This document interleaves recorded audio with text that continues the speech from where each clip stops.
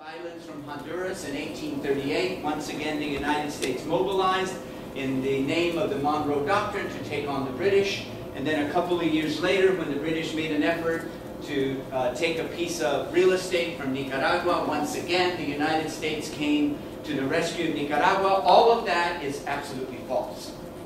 The U.S. did nothing when these particular events took place. In a few cases, there were weak letters of protest. You guys shouldn't do that. But basically, the British and the French and so on, it was like water on a duck's back. The United States, in that respect, enunciated the Monroe Doctrine. Basically, it became an empty letter.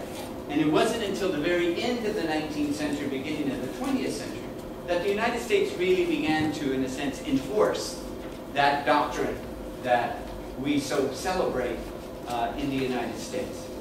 In that sense, then, the Monroe Doctrine is not necessarily a symbol of our imperialist actions. It was at best an adolescent dream.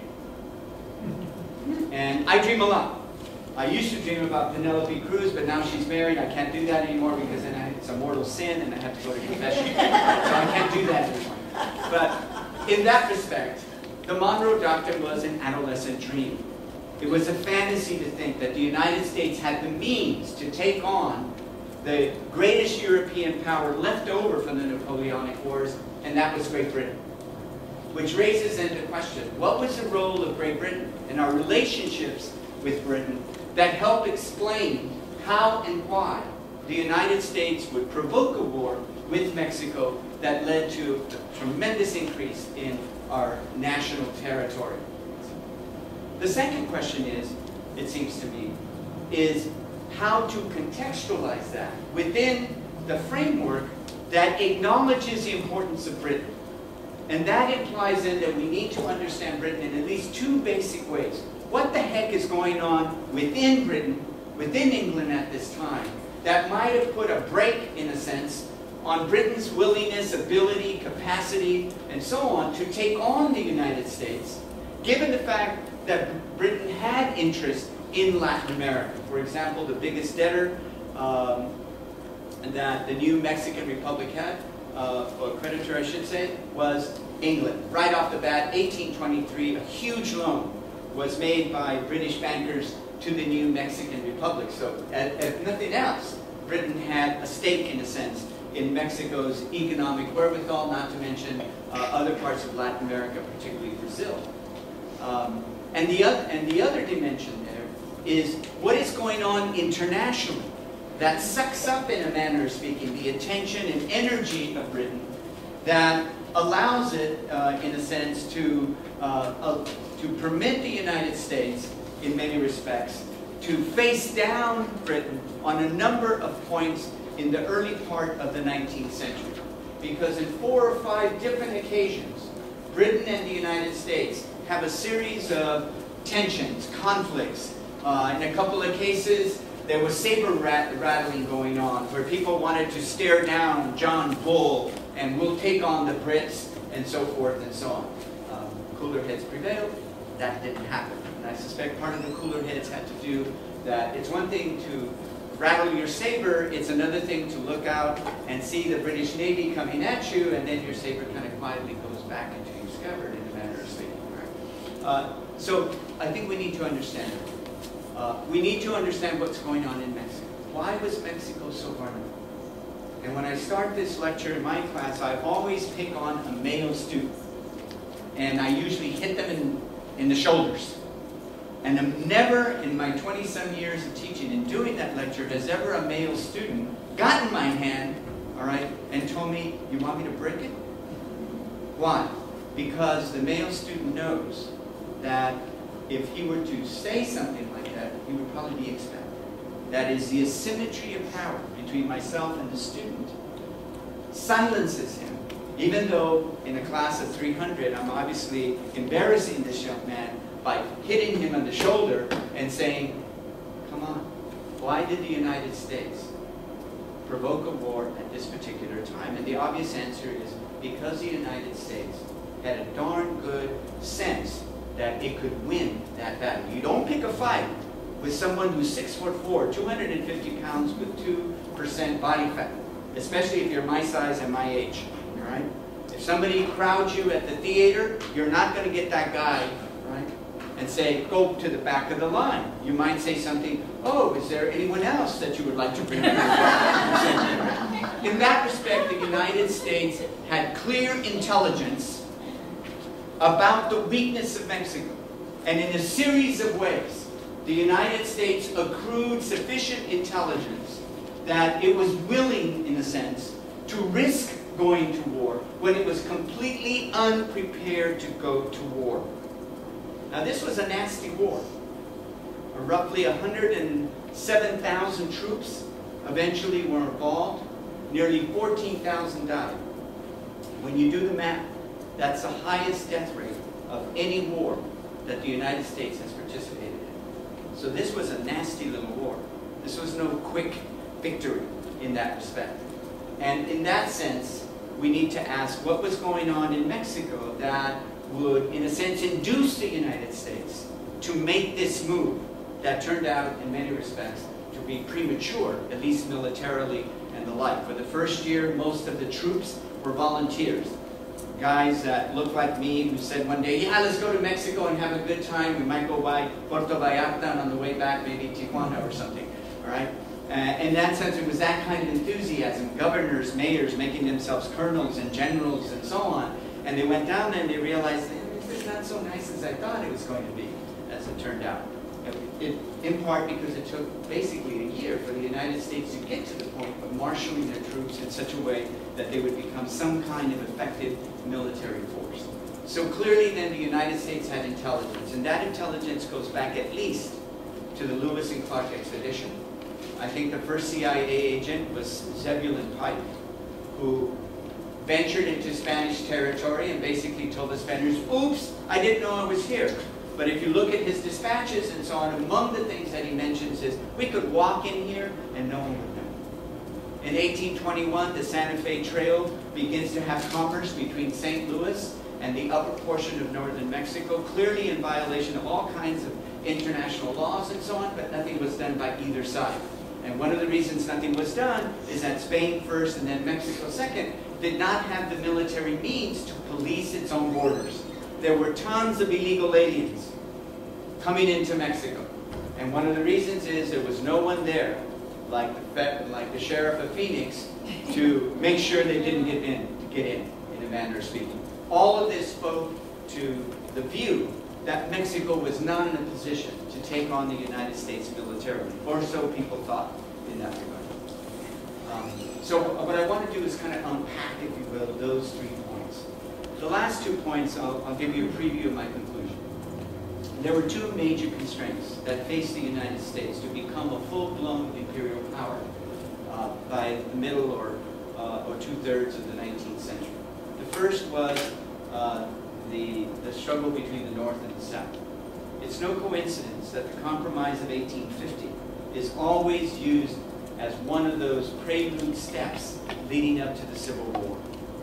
The importance of the Compromise of 1850 for California in most standard American history textbooks is completely neglected. Almost all of it is focused on what the 1850 Compromise means in terms of the tensions between the North and the South.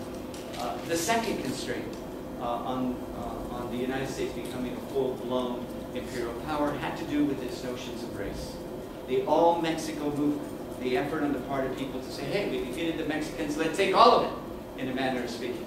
That movement was stopped to a large extent by the concerns that the United States would have to incorporate this population of mongrels, of people that were mixed of African and Indian and Spaniard, and in that sense, the efforts on the part of some people to take all of Mexico was stymied by the growing concerns that this would bring in all of these non-white groups, peoples in a sense, into U.S. territory.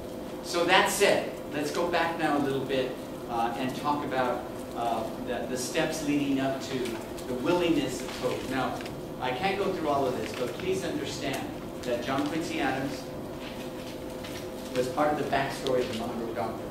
As I suspect some of you know, if not all of you know, that backstory included the fact that the British made an effort with the United States to issue a joint declaration that would basically say all other European powers, or anybody else for that matter, keep your mitts off Latin America, the newly independent republics and so on. But John Quincy Adams said no, despite the fact that Monroe, Jefferson, and other leaders were willing to go along with the idea of having the Brits right next to him at the press conference that they would issue out through CNN and cell phones in 1823, right, that we have decided to protect you, our newly independent republics and so on, the British and ourselves.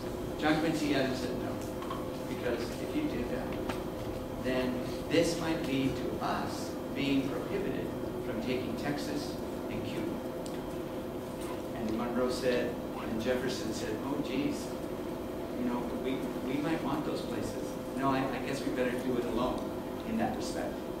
In that sense, part of the backstory here then is already, and there's all kinds of quotes to this effect going back to at least 1801, 1811, and so on, that the United States had a vision of extending its territory beyond the Louisiana Purchase. Now, for me, a very important event is the Adams-Onis Treaty of 1819. Because through that treaty, if you look at a map, historical atlas of the United States, until that treaty, there were people within the United States, and when I mean people, political leaders, who felt that the boundary between the new nation of the United States, particularly after the Louisiana Purchase, included what most Spaniards at that time argued was the limits of U.S. claims. So there was a dispute, primarily over what became known as Texas, over the claims of the United States versus the claims of the Spaniards. But the Treaty of 1819 made it clear that those claims, now the United States had to concede those claims and, in a sense, recognize that those pretensions, if you will, were canceled. Because the Adams-Onis Treaty made it clear where the limit was vis-a-vis the Louisiana Purchase on the one hand and Spanish territory on the other in 1819. So that stopped the momentum that started with the taking of what was known at that time as West Florida, later to become a large piece of Mississippi, Alabama, and so on. When in 1810, Americans went into Spanish territory, began to settle there, and said, we annex this territory in the name of us. And the United States recognized that annexation. The Spaniards did not. But by 1813, it was a lost cause. The Spaniards were caught up in other events, we'll talk about that in just a minute, and conceded what became known as West Florida to the United States. The next step was then the taking of East Florida, what we basically identify as Florida. And again, the momentum was to take more territory from a weakened Spain, which is one of the reasons why Onis said, if we don't do this now, if we don't sign this treaty now, these guys are not only going to take Texas, they're going to go all the way to California. So Adams and Onis worked out a deal. And at that time, at least for Adams, that was enough for the moment. In part because other things were beginning to happen. One was, of course, the War of 1812. And despite all of our concerns about the British taking over our ships and so on, most scholars agree that there was another factor involved, and that was with the British preoccupied with their wars in Europe, we can take Canada. And as it turned out, we attacked Canada in that respect, with the intention of dealing with the British and their, but why there? Why not put our Navy fleet out there and attack some British island in the Caribbean? No, we went north, in part because of the desire for Canada. All of us know what happened. The British came back, slapped us around a little bit, burned down the White House, and told us to shut up, and we did. And we signed a treaty that basically made no gains for Britain and no gains for the United States. It was a wash, in part because Britain just didn't have the time, energy, etc., to really do what probably some people wanted to do, and that is to take back what had been the colonies of Britain and so on. Because Britain had much bigger fish to fry immediately following the end of the Napoleonic Wars. Right? And the cartoon that I gave you, which was published in 1899, could have been done probably in 1819. Because it's at that point that Britain turns most of its energy, most of its concerns, away from the Americas and toward England, Europe, and Asia. In this respect, then, the United States and Britain were back to back, in a manner of speaking.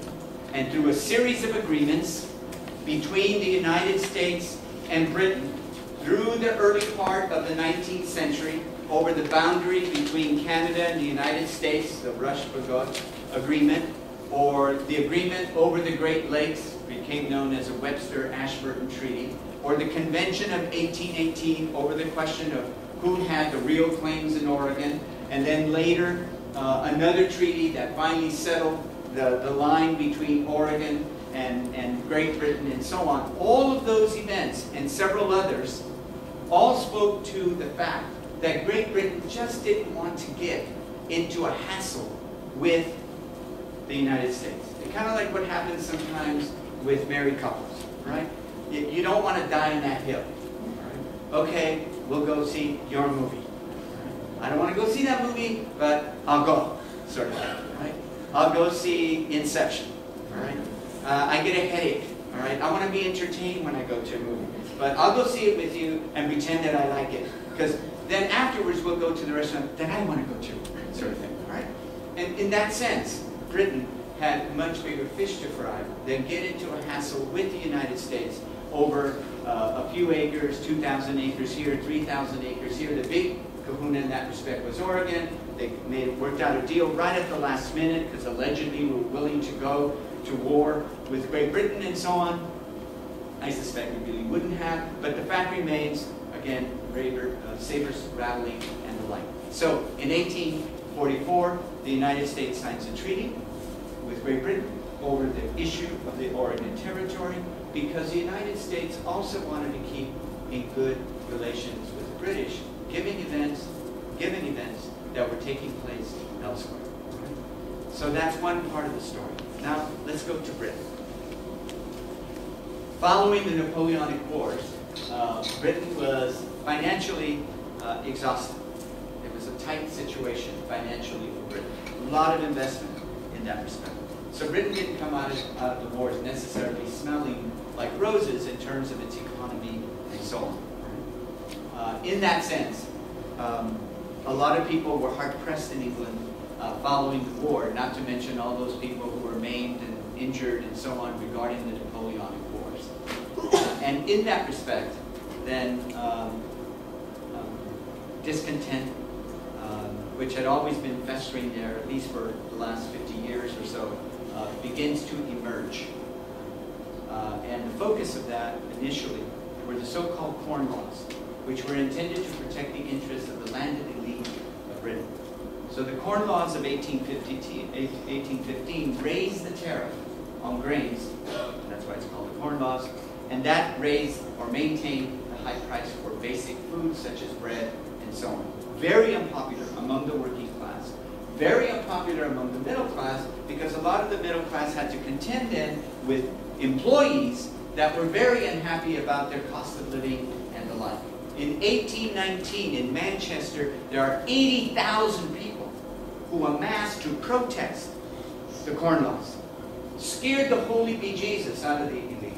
They send the police, armed troops, and they fire into the crowd. Over 400 people are injured, 11 are killed, including 113 women wounded when the British troops opened fire because they panicked, in a sense, with all of those people being so angry and so on. In other words, England now had a lot of stuff to deal with internally, domestically, in the early part of the 19th century, including the insistence on the part of this new middle class, you will give us more political representation. Because up until the Reform Act of 1832, basically 500 people made the laws in England. So the middle class was angry over this lack of political voice, political access, and so on. All of that leads up then to the Reform Act of 1832, which has many provisions. But the key point about the Reform Act is that it is a concession on the part of the elite to this festering anger, this seething discontent that is obviously right below the surface of England. And one of the reasons they knew that is because of what happened across the English Channel, otherwise known as the French Rebellion of 1830. When in 3 days, the elite of France has to basically say, if you pardon my French, oh shit, these people are really pissed off, all right, sort of thing. And the Brits, there's no CNN, no cell phones and so on, right? It takes a few weeks for things to kind of cross the channel, and people in the House of Lords say, holy crap, this could happen to us. We better do something, otherwise all those coal miners, all those factory hands and so on are going to come out with pickaxes and shovels and God knows what, attack the House of Lords with the middle class egging them on. We better make a change. So in 1832, the Reform Bill. And then comes a series of things. The Factory Act of 1833, which makes provisions regarding child labor and so on. Then the Municipal Corporations Act, and so on. By the way, I'm giving all this to Michelle so she can give it to you. It's a good way, instead of taking Ambien, you can read the chronology and that which is there. All right. So in 1834, the Municipal Corporations Act, which gives more voice to local communities regarding the governance, as we would say, of municipal governments and so on. Then comes another set, the Poor Law of 1838, and we could go on all the way up to the acts of the 1840s and 50s that basically concede increasing amount of political space to the middle class and make some concessions to workers of various sorts, leading up to the 10-Hour Act of 1850, which limited the working day to 10 hours, which at that time was considered a huge progressive act, given the fact that many factory owners insisted that workers go 14 hours, 16 hours, and so forth and so on. In that sense, England had its hands full domestically during this period of time. There was no way it was going to jump into a hassle with the United States all the way across the Atlantic over land that was basically unsettled in many cases and so on. So in that sense, the Brits said, we'll make some concessions because we have our hands full. And if that wasn't enough, Britain then had to contend with that second dimension, and that is the international context into which Britain found itself after 1815. This thing is on. With 1815, part of the agreement, then, or the peace settlement, England acquires immediately some new territories. Territories that had to be now governed, had to be managed, had to be defended in that regard. And that includes Ceylon, it includes the French islands in the Indian Ocean, it includes some new acquisitions in the Caribbean, and in this respect it also meant that England had to be concerned about what had already become the crown jewel of the British Empire, and that was India. So that meant even more concern about the sea lanes between India and England, meaning then that England had to extend and deepen its settlement of Australia and New Zealand, which it did in the 1830s and into the 1840s. And then because now Asia had become more important in a sense in the eye of the Brits and so on, in 1819, the taking of Singapore. By the way, this is all the chronology I sent to Michelle, but I'm just going to go through this really quick. The Malacca's Islands in 1824. In 1813, a war began with various Indian chiefs, for lack of a better term, or chieftains, and that continued till 1823. There was a new war in 1843, and yet another war in the Punjab that started in the 1840s and continued into 1849. In between, in 1826, England begins to make incursions into what we now call Burma. 1836, it had to deal with the very key part of the sea lanes between India and England, and that was what we now call South Africa, or what that time was called the Cape Colony, dealing with the Dutch population that had been left there prior to British takeover and so on, otherwise known as wars, which eventually led to a very nasty war between the Brits and the Boers in that respect. And then came, of course, a very critical moment, and that is the Opium War of 1839 to 1842. And that tells us something about the importance of Asia to the British grand strategy of empire. The Brits were the first major drug cartels, as we all know. Right? And they went to war to have the right to sell drugs in China. Allegedly, some of the Mexican cartels are reading about the Opium War. All right, so that led then to the acquisition in 1842 of Hong Kong, plus the so-called 5 treaty ports that allowed Britain extraterritorial rights into those particular ports of China. 1843, the acquisition of Natal, which we know is in South Africa. And then in the 1850s, another series of conflicts with China, leading up to a joint French-China war attack on China. And finally, in the midst of all of this, Britain is concerned about this pretentious player in Europe that wants to expand its borders and so on. And even though it was primarily pretensions, if you look at the military capability of this country at that time, but nonetheless, the Brits were concerned about this country moving into the northern part of India, and that nation is Russia. And yes, going back to the 1840s, already Afghanistan is a problem.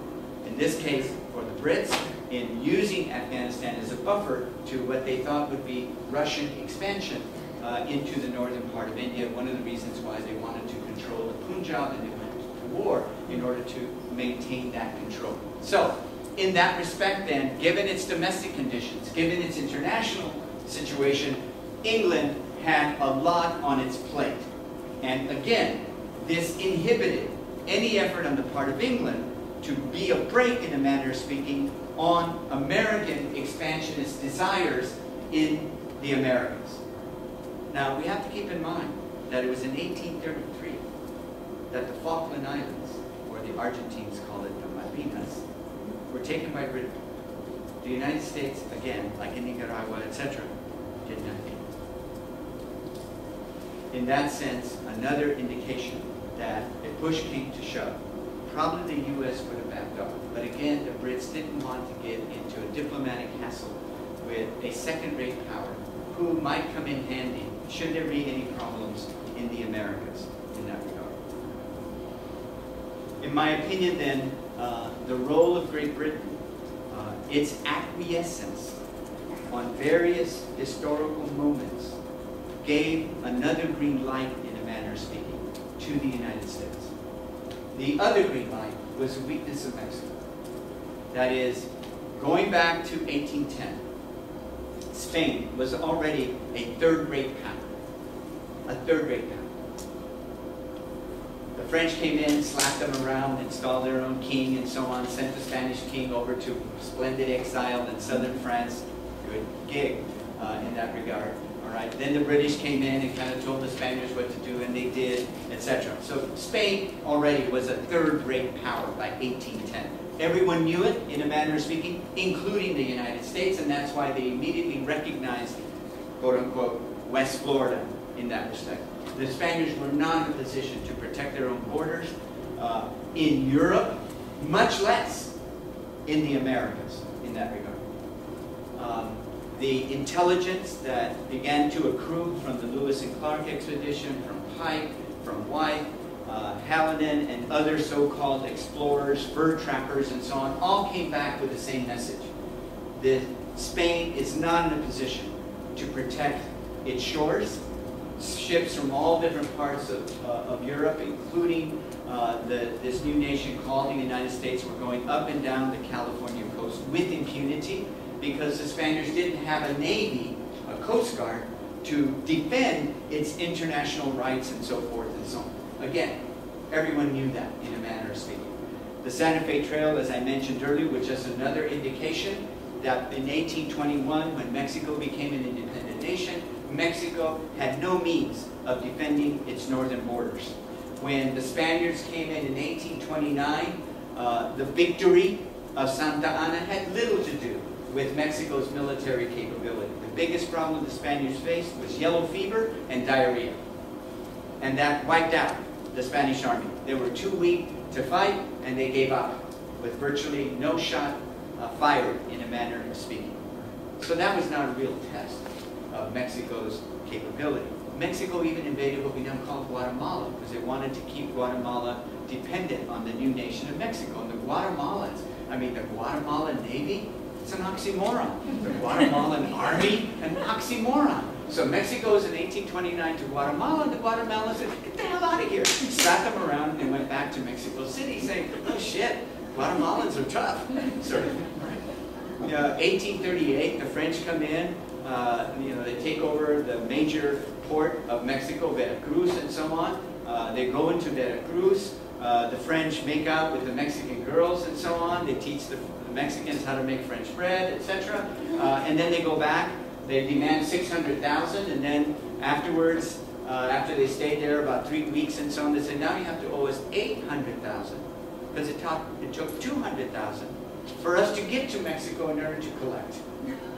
And the Mexicans said, well, we're not going to pay 800,000. And there's a few fights that take place and skirmishes, basically, and the French said, okay, this is not worth it, and so on. We'll take 600,000 and we'll leave in that respect. So in that sense, Mexico was weak. And of course, the biggest, if you will, symbol was 1836 in Texas, where a bunch of ruffians, along with a small group of Mexicans, say, we're going to be an independent republic, because we know in the future this state will be the basis of one of the great football teams in America, the Dallas Cowboys. That's why they've had that star in their head, right? Helmets. In that respect, then, when the Mexicans are defeated in 1836, it is clear that Mexico is not in a position to defend itself. The only question is when, not whether, but when. So there will be 3 attempts to buy what at that time was northern Mexican territory. The Mexicans say no, mainly out of pride. And when the Mexican president begins a discussion to sell certain pieces of northern Mexican territory and so on, there is such a public outcry that he has to back off. All right?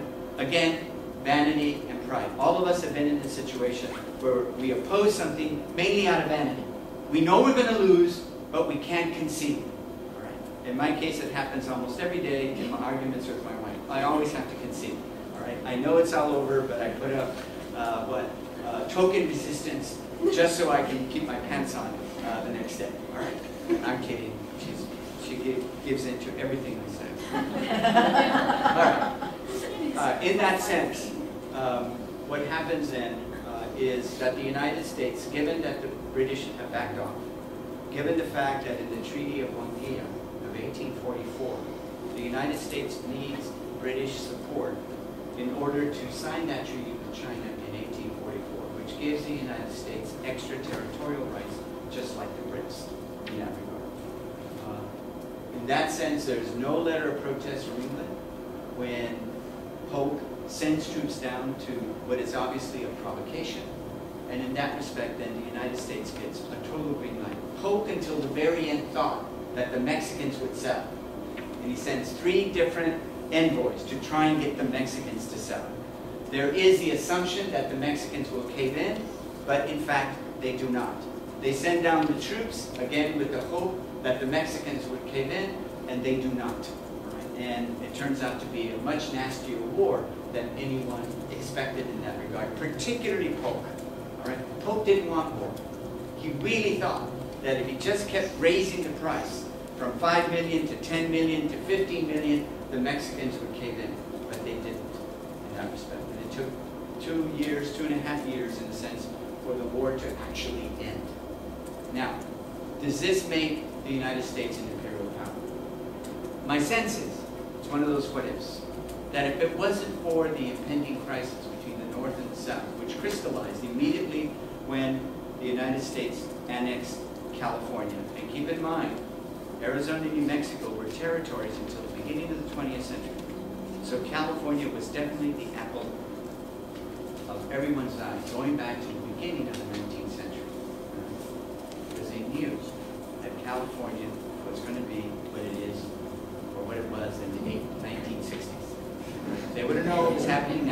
were saying, yeah, we don't want it. But that was then. I suspect that if it wasn't for the combination of the North-South tensions combined with the question of race, that the United States probably would have become a full-blown imperial actor before 1898. But because of those two constraints, it stymied that more, aggressive policy that would be exhibited beginning in the 1880s and then culminating in many respects with what happened in 1898. Undoubtedly, the face down, the showdown, whatever you want to say, with the Brits, which didn't occur until the so-called Roosevelt corollary, might have occurred much earlier, maybe in the 1870s. But given events in Europe with the Prussian War and so on, conceivably the U.S. would have played that card again, allowing Britain being preoccupied with concerns elsewhere and might have taken bigger chunks of other places at that time. But it waited, in a sense, until the 1880s and into the 1890s by taking a few islands and then eventually, of course, going after Cuba and the like. In that sense, the United States doesn't become a full-blown imperial power until later, as opposed to earlier. But clearly, the U.S.-Mexican War was a harbinger of what would come in the near future. Thank you very much.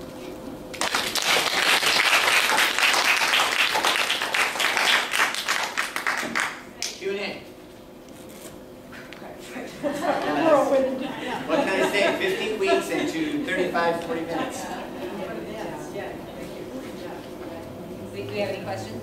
Sure. Yeah, I don't understand how American history isn't the history of imperialism. Matter of fact, mine, he writes 3 volumes on the history of the United States, and he's a geographer, and he just sort of gives you a definition of imperialism and says, you know, that's what I it is. do in my classes, I flip maps, right? Project them on. This is what it was, and then it became this, and then it became that, and then it became that. And that's because all these countries are willing to say, yes, we want to become part of the United States. Well, certainly the Native Americans, though. Yeah. Well, that's one of the parts I had to leave out, right? And that is, another factor here is a neutralization or the avoidance of the United States in terms of Indian resistance. And there are a lot of reasons for that, including the fact that a lot of the indigenous population of places like Texas, for example, had no love for Spaniards or Mexicans in that regard, which neutralized that particular possibility because the Comanches and Apaches were very tough hombres, if you will. And if they would have made alliance with a small Spanish-speaking population or something like that, they would have been a different story conceivably in that respect. But there was no love lost between Spanish-speaking people and the indigenous tribes of the American Southwest going back to 1598 in that regard.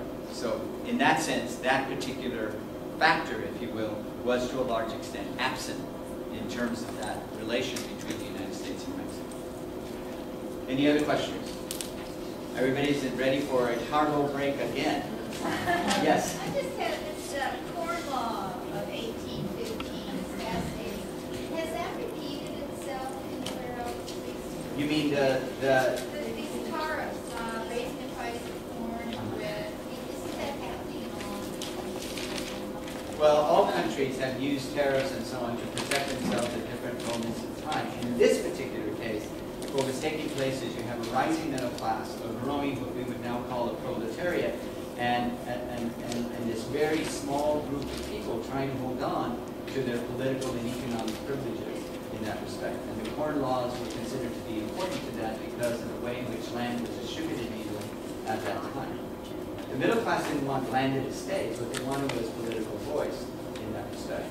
But what was key here is the very high tariff on grains coming into England to protect the ability of British landowners to sell their grains at very high prices. Oh, okay. I have a question. Yes. This is the first time I heard the argument that it was actually domestic labor unrest in England, which was the reason why England was easier on the United States. But my question is... Well, not so much easier. It just wasn't willing to get into a hassle over what were considered to be irritants, if you will. Because it seems like, especially for the history of the United States, a chance for an international patriotic war would be the perfect way to quell domestic unrest and to argue that international getting back your colonies, etc., would be much more important than lowering, raising wages, etc. It seems like historically that's been a trend. So. Well, I think that's the part of the standard story in that regard. Right? I rarely read any treatments of the U.S.-Mexican War that begins with an understanding of the international context, including what's going on in Britain, which would be the natural break, if you will, on any U.S. expansionism in this period of time, given British interest, imperial interests, and the like. But in that respect, to me, it's absolutely critical, particularly when you look at the discussions leading up to the agreement over Oregon in 1846.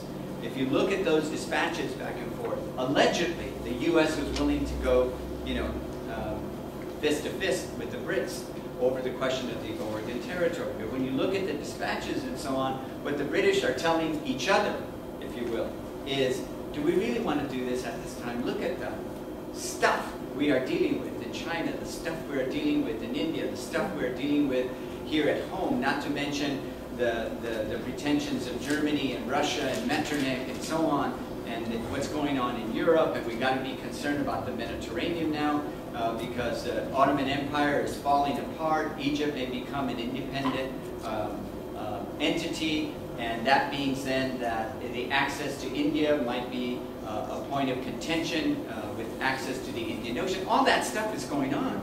In that sense, the Brits don't need that.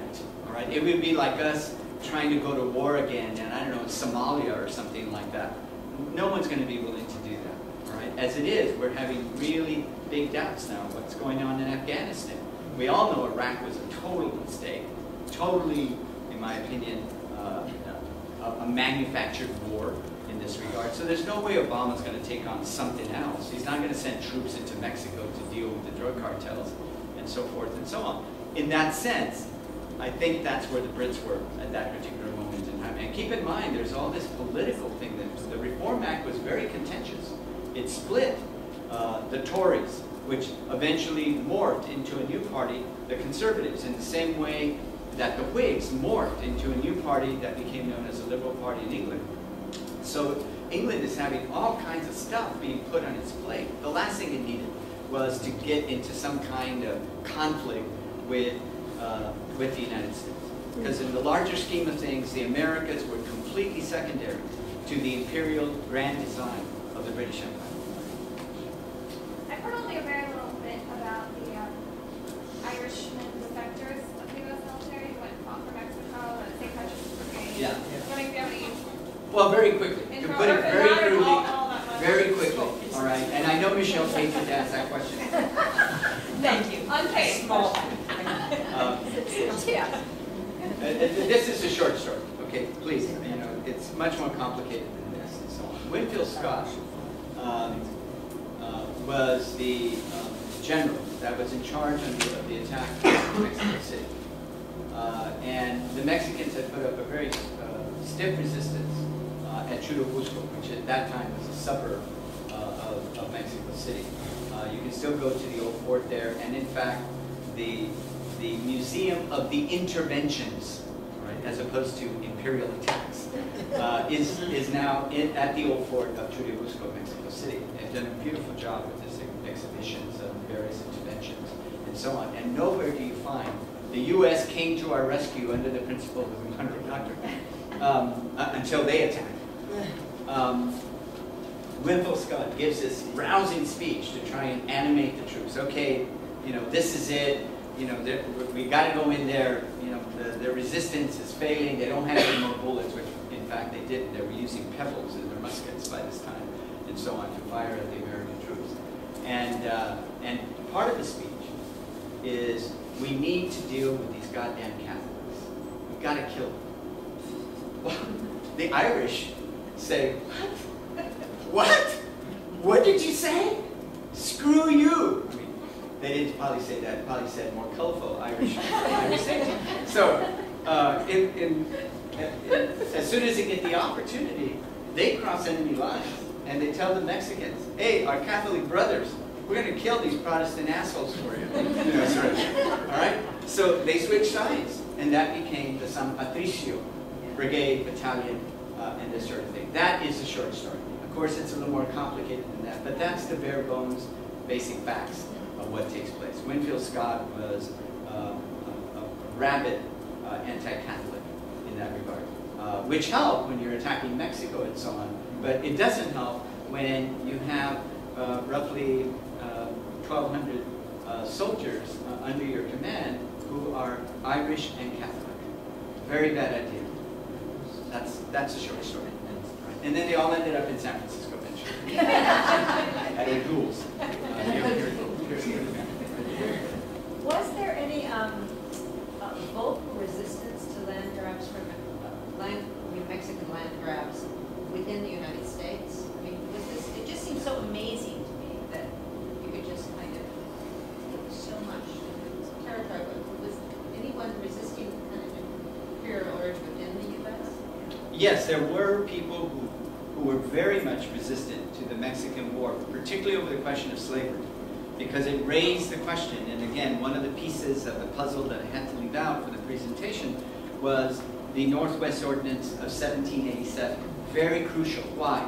Because it barred slavery in that part of the new United States, putting the South on the defensive and therefore paranoid about any acquisition of land that might lead to the North having more political power, particularly in the Senate. So yes, there were a lot of people who were against Pope's war because they thought this was a concession on the part of Pope to the southern slaveholders that this land would become slaveholding, if you will. And that eventually led to the Compromise of 1850. So there was a lot of criticism of going to war because it raised the issue. Okay, let's assume we win. What's going to happen to this new territory vis-a-vis slavery as opposed to being a free state? And underneath all of that was who's going to have more political power, the northern states or the southern states? Because the northerners, as we all know, were not that concerned about the welfare of black people and so on. They're much more concerned about the questions over land policy, tariffs, and the like, which undergirded the tension between North and South. Question? I was just going to add, that's also why Texas isn't annexed immediately, because originally Texas, the South wanted Texas to become 5 slave states, and politically the North, that type of opposition is able to walk. So basically, slavery is the issue. Yeah. And by the way, Texas, by the way, claimed, as soon as it won, sort of thing, immediately claimed all the way to California. All right? Sort of thing. And the San Francisco 49ers. It's also the issue that Monroe mentions in Civil Disobedience. Right, yeah, that's the war. Yeah, and there's a lot of literature on that, right? Thoreau and others, you know, who opposed it for different reasons. Not that there was a consensus as to why to oppose it in that regard. Yes. Can you talk a little bit about the Treaty of Guadalupe Hidalgo? Sure. In Be happy to. In the context of how long it was restricted, or I'll take my 3-hour lecture and condense it to 1 minute. If you look at the provisions of the Treaty of Guadalupe Hidalgo, if I recall correctly, there's 23 different articles in the treaty. 20 of them deal with Mexico. Nothing about what's taking place north of the border. In that respect, the Treaty of Guadalupe Hidalgo for the Mexicans had much more to do with what it meant for Mexico's national territory that was left. There was much less concern for the Spanish-speaking population of what became the American Southwest. Now, in this country, in part because of the issue regarding land grants, in part because of what happened in the aftermath of the gold rush, the question of citizenship and race, then the Guadalupe Hidalgo has a much greater resonance on this side of the border. The most important part of the Treaty of Guadalupe Hidalgo, in my opinion, was the fact that it gave citizenship rights to Mexican males, not women. In that respect, then it violated the notion of citizenship that goes back to 1790, free white persons. So by the provisions of the treaty, then Mexicans became white for the purposes of citizenship. Something that later everyone said, oh shoot, now these Mexicans can vote.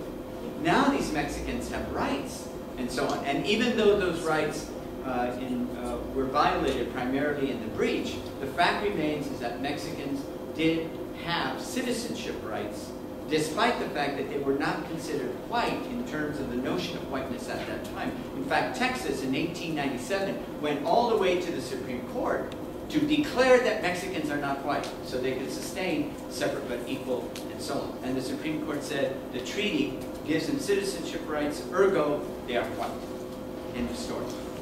And that was the last, there were a series of challenges. That was the last one, Texas 1897, in that regard.